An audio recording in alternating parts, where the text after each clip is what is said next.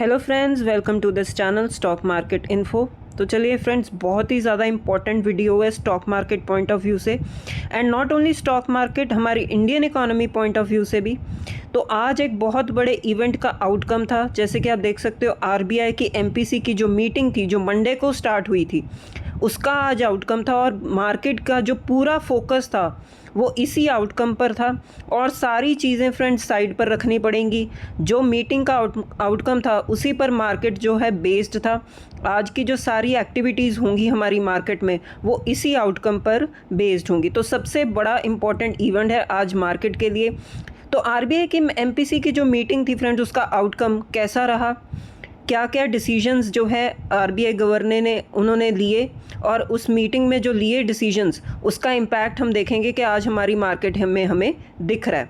तो सारी चीज़ों को फ्रेंड्स डिस्कस करेंगे, क्या क्या चीज़ें जो हैं एज़ पर एक्सपेक्टेशंस थी और क्या क्या सरप्राइज़ एलिमेंट्स थे उनको भी डिस्कस करेंगे।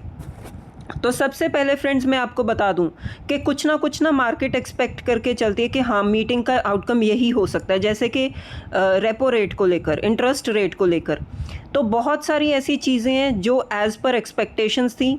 बहुत सारी ऐसी चीज़ें हैं जो कुछ सरप्राइज़ भी निकल कर आया, जो मतलब मार्केट ने एक्सपेक्ट नहीं किया था। तो सारी चीज़ों को डिस्कस करते हैं फ्रेंड्स। सबसे पहले रेपो रेट।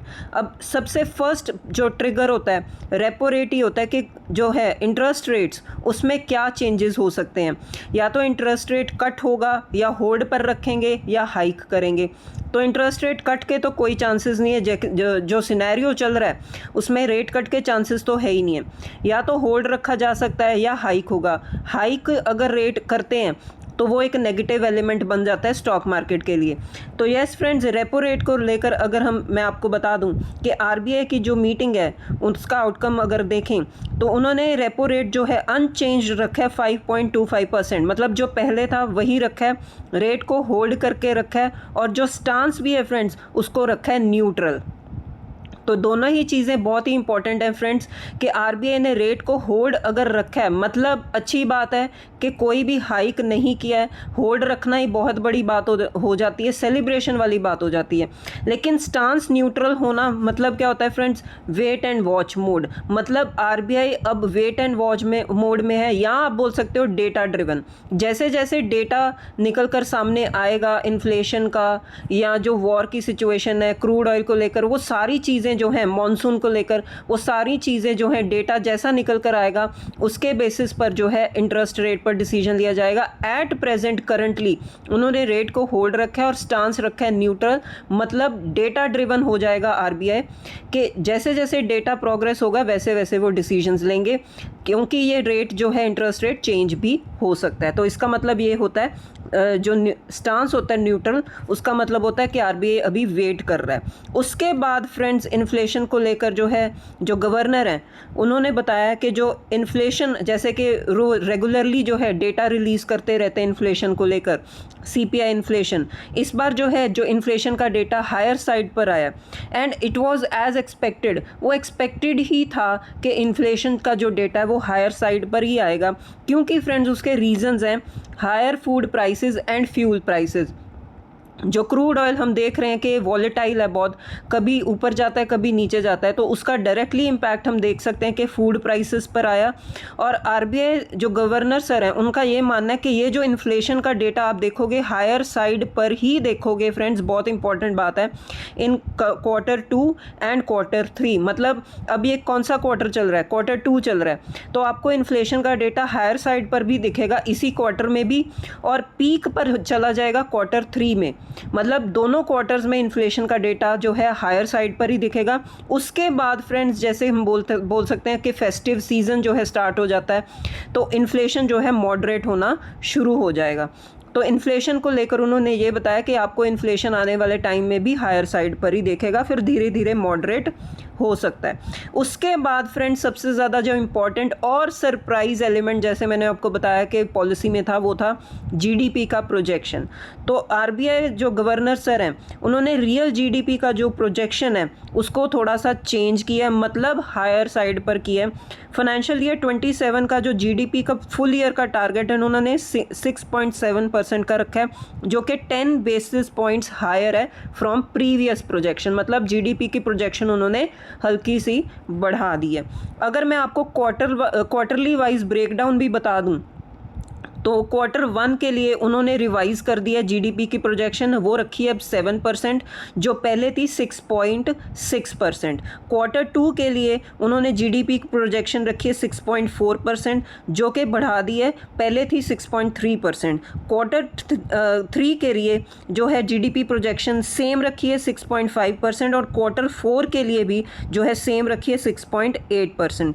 तो पहले 2 क्वार्टर्स के लिए जो है जीडीपी प्रोजेक्शन रिवाइज की गई है, हायर साइड पर की गई है, लेकिन बाकी के जो रिमेनिंग क्वार्टर्स हैं उसमें जीडीपी प्रोजेक्शन उन्होंने सेम रखी है। उसके बाद फ्रेंड्स सबसे ज़्यादा इंपॉर्टेंट जो है सरप्राइज एलिमेंट ये भी आ गया कि इन्फ्लेशन का प्रोजेक्शन।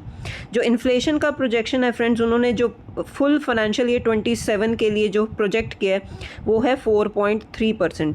और जो एक मतलब रेंज होती है जो हमारे कंट्री इंडियन इकोनॉमी के लिए जो इन्फ्लेशन का जो रेंज है वो है 4 से 6%। मतलब इन्फ्लेशन जो है टॉलरेंस बैंड के अंडर ही है। जो एक रेंज होती है ना 4 से 6% जो इन्फ्लेशन की रेंज होनी चाहिए, तो उसके अंडर ही है इन्फ्लेशन।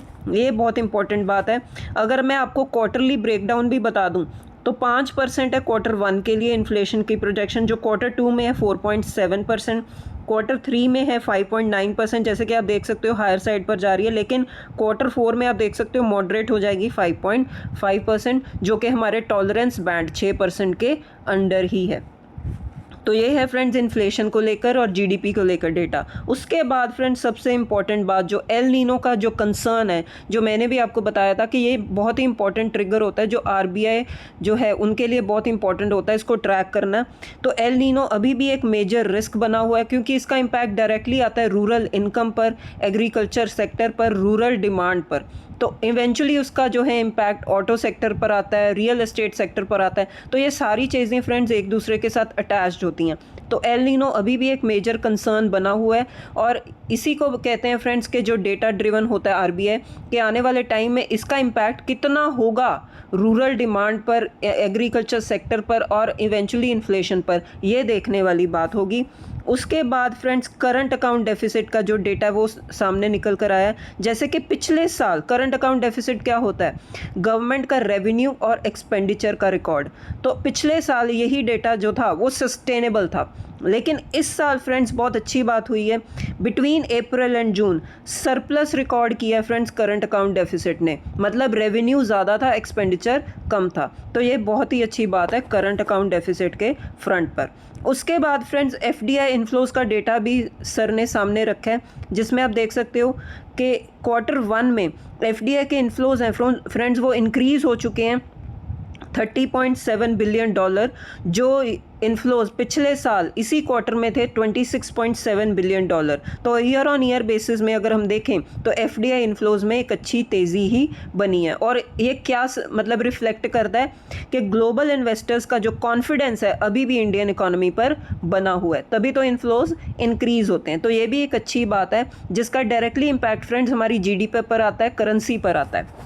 उसके बाद फ्रेंड्स जो सर हैं, गवर्नर सर हैं, उन्होंने ये भी बताया कि जो हमारी इंडियन इकोनॉमी में है वो रिजिलियंट है, और जो भी एक्सटर्नल रिस्क है उसको फेस कर सकती है। क्यों? क्योंकि जो रिसेंटली हमने ट्रेड एग्रीमेंट्स डिफरेंट कंट्रीज़ के साथ साइन किए हैं उसका इम्पैक्ट हमें आता दिखेगा।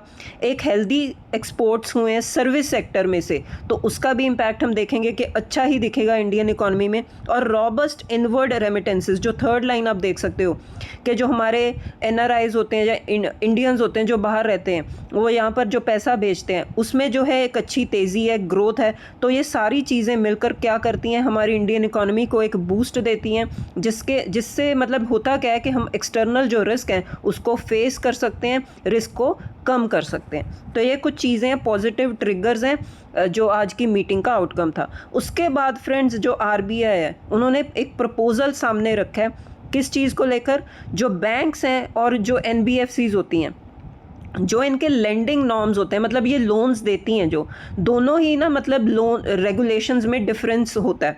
एनबीएफसीज कुछ और रेगुलेशंस में होती हैं, बैंक्स कुछ और रेगुलेशंस फॉलो करते हैं, मतलब दोनों में यूनिफॉर्मिटी नहीं है, सेम नहीं होते।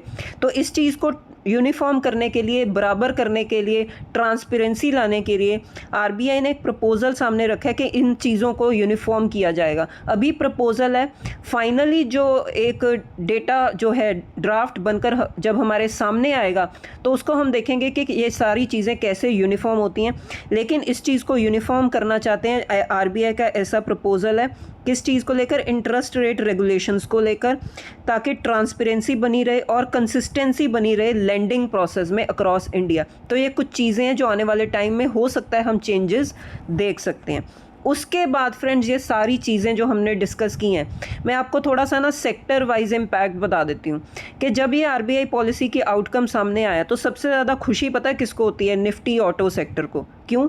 जो इंटरेस्ट रेट्स हैं जो उन्होंने सेम रखे हैं, होल्ड पर रखे हैं, उनमें कोई भी इंक्रीज़ नहीं हुआ। तो सबसे ज़्यादा इंपॉर्टेंट बात होती है कि जो ऑटो सेक्टर है उनके लिए जो है डिमांड वो इंटैक्ट रहेगी, मतलब लोन्स जो हैं वो महंगे नहीं होंगे, कंज्यूमर की डिमांड जो है इंटैक्ट रहेगी गाड़ियों को लेकर। तो सबसे ज़्यादा फ़ायदा होता है निफ्टी ऑटो सेक्टर को और निफ्टी रियल एस्टेट सेक्टर को।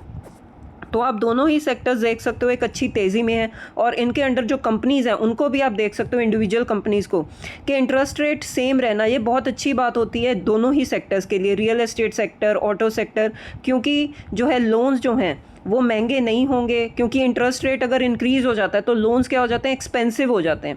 तो उसके साथ क्या होता है? डिमांड पर इम्पैक्ट आता है। लोन्स जो कंज्यूमर है वो कम लोन लेगा, कम गाड़ियाँ खरीदी जाएंगी, कम रियल एस्टेट में पैसा आएगा। तो जब लोन्स सेम रहते हैं, जो इंटरेस्ट रेट सेम रहता है, तो लोन्स भी सेम लेवल पर चलते रहते हैं, तो कंज्यूमर को कोई इम्पैक्ट नहीं पड़ता। तो दोनों ही सेक्टर्स में आज एक अच्छी तेज़ी बनी हुई है।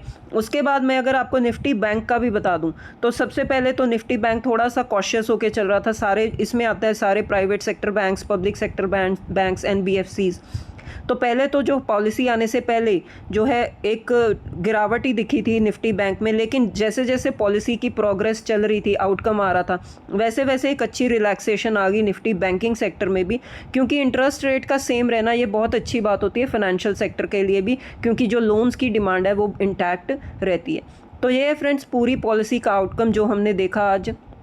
और अगर आप मार्केट को भी ट्रैक करते हो तो आप देखोगे कि पूरा दिन मार्केट में कुछ उठापटक इतनी है नहीं है, मतलब ठीक ठाक चल रही है मार्केट, जैसे एक्सपेक्ट किया था वैसे ही था पॉलिसी का आउटकम।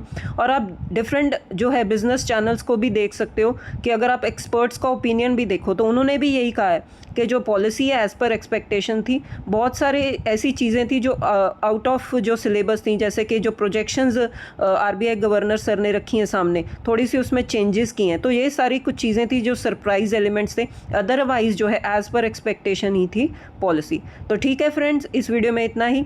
अब मिलते हैं नेक्स्ट वीडियो में। Till then bye bye.